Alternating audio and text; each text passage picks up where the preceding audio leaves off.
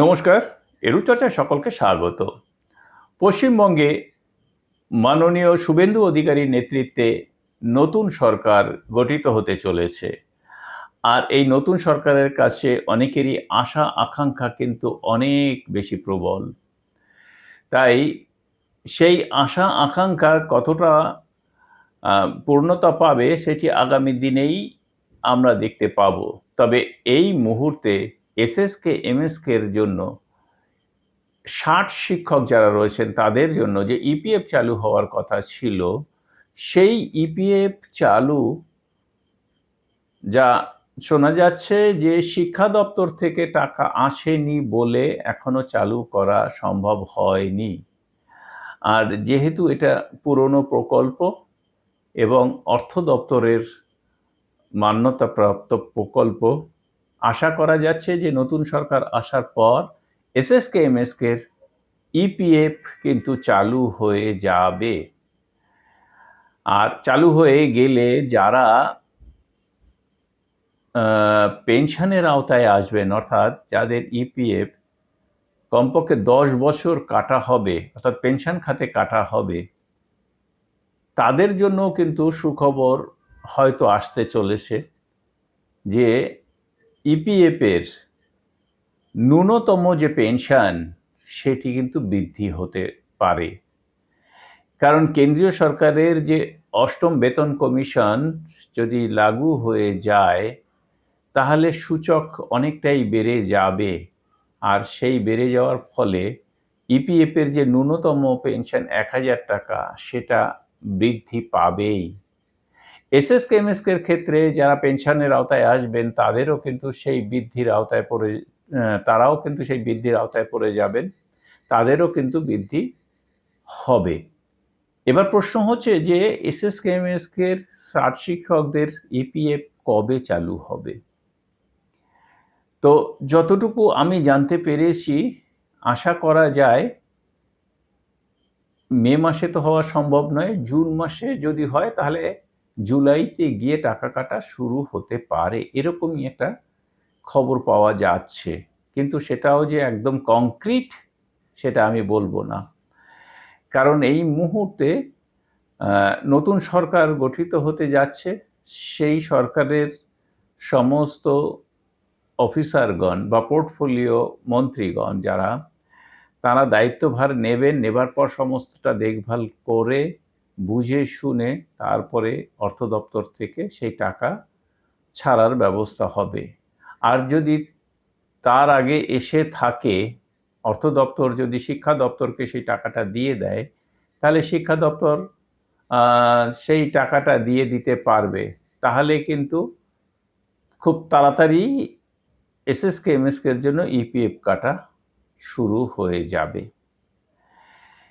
এইবার প্রশ্ন হচ্ছে যে এই সরকার যখনই দায়িত্বভার গ্রহণ করবে, তারপর থেকে সুপ্রিম কোর্টের যে অর্ডার রয়েছে যে কর্মচারীদের বা শিক্ষকদের ইপিএফ দেওয়ার জয়নিং থেকেই দিতে হবে,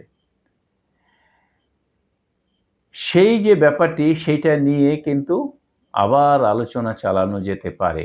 তবে এসএসকে এমএসকের জন্য আমি আবারও বলে রাখি, জয়নিং থেকে ইপিএফ পাওয়ার সম্ভাবনা একেবারেই নেই। যেটা হতে পারে সেটা অটো রিনিউয়াল যবে থেকে হলো ২০০৯, তবে থেকে কিছু একটা হতে পারে, কিন্তু জয়নিং থেকে ইপিএফ পাওয়ার সম্ভাবনা কেন নেই তার একটি কারণ যে সেই সময়ে ছিল স্বেচ্ছা শ্রমদানের মতোই, অর্থাৎ ভলান্টারি কাজ। এই ভলান্টারি কাজের জন্য ইপিএফ চালু করা যায় না, এটা আমি যতটা জানি। কিন্তু ২০০৯ সালে যেহেতু সরকারি একটি অর্ডার রয়েছে যে এসএসকে এমএসকে শিক্ষক বা অন্যান্য যারা রয়েছে তাদের অটো রিনিউয়াল, মানে বছর বছর চুক্তি পরিবর্তন হবে ইত্যাদি নয়, তাদের কন্টিনিউয়েশন এসে গেছে। সেই সময় থেকে কিন্তু ইপিএফ দাবি করলে অনেকটাই কার্যকরী হবে। আর তা যদি না হয়, 60 শিক্ষকদের জন্য 15 সাল থেকে ইপিএফ সেটাও দাবি করা যেতে পারে। তো 15 সাল থেকে যদি এসএসকে মেসকে ইপিএফ দাবি করে এবং সেটা পেয়েও যায়, তাহলে কিন্তু 65-তে যারা রয়েছেন তারাও তো ইপিএফ এর আওতায় এসে যাবেন। ফলে একটা জগা খিচুড়ি মার্কা পরিস্থিতি তৈরি হয়ে রয়েছে। তবে আশা করব যে নতুন সরকার শপথ নেবার পর এই যে একটা অবস্থা রয়েছে সেই অবস্থার উন্নতি হবে। কোর্ট অর্ডার বা অন্য কিছু তারা হয়তো মেনে নেবেন এবং এসএসকে এমএসকের জন্য হয়তো ভালো কিছু একটা হয়ে উঠতে পারে। তা সেক্ষেত্রে যারা রিটায়ার করে গেছেন তাদের কি হবে? অনেকে প্রশ্ন করবেন।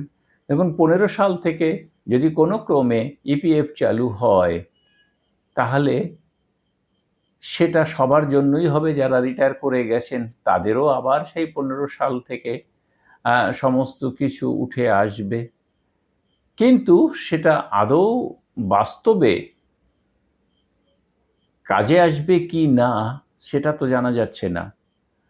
ফলে আমাদের একটু অপেক্ষা করতে হবে এই নতুন সরকার সমস্ত দায়িত্ব নেবার পর তারা কোন মনোভাব পোষণ করেন, তারা যে প্রতিশ্রুতি দিয়েছেন সেই প্রতিশ্রুতি অনুযায়ী তারা কতটা কাজ করেন সেটাই আমাদের কিন্তু দেখতে হবে। তাহলেই এসএসকে এমএসকে শুধু 60 নয়, সবার জন্য ইপিএফ নিয়ে আবার এগোনো যাবে। তখন একটা ভরসা যাকে বলা হয় সেই ভরসা পাওয়া যাবে। আর সেই কারণে এই মুহূর্তে এসএসকে এমএসকের যে সংগঠন রয়েছে সেই সংগঠন থেকে অনেককে, যারা এখনো তুলনামূলক তরুণ আছেন, তরুণ বলতে আমি সেই অর্থে বলছি যে বয়স কম আছে, তারা যদি একটু উদ্যোগী হন তাহলে বেশি ভালো হবে। তো সেক্ষেত্রে আমি মনে করি যে এসএসকে এমএসকের 60 শিক্ষকদের মধ্যে পূর্ব মেদিনীপুরের সঞ্জয় বেরা তিনি রয়েছেন। তিনি তো প্রথম থেকেই একটু দায়িত্বে রয়েছেন, তার পক্ষে সুবিধা অনেক বেশি, কারণ তিনি অপেক্ষাকৃত কম বয়সের। তিনি যদি উদ্যোগী হন তাহলে আমার মনে হয় বেশি ভালো হয়। আমি তার কথাটি বললাম এই কারণেই যে বিগত সংগঠনের পক্ষ থেকেও তার উপরেই দায়িত্ব দেওয়া হয়েছিল। তো নতুন সংগঠন বলতে আমি বলতে চাইছি যে নতুন করে উদ্যোগ যখন নেওয়া হবে তখন কাউকে সামনে রেখে তো এগোতে হবে।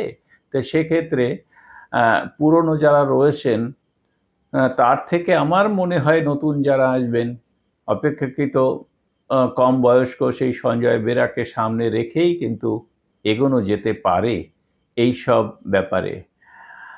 তো এই নিয়ে কি হবে সেটা আপনারা ভালো বলতে পারবেন। আমি সম্ভাবনার কথাগুলো সমস্তটাই আলোচনা করলাম।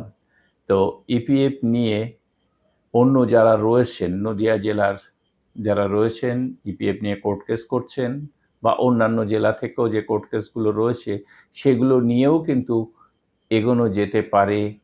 এই সরকার থিতু হওয়ার পর তাদের মনোভাব বুঝে এগোনো যেতে পারে।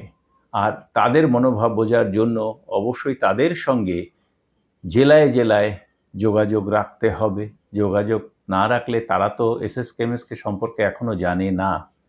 তাই তাদের জানানো কিভাবে যাবে সেটা আপনারা চিন্তা করে নেবেন।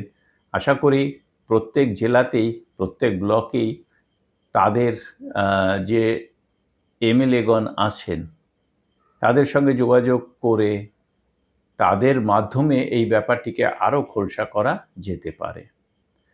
তো যাই হোক, ইপিএফের ভবিষ্যৎ কি হবে সেটি আবার সময়ই বলবে।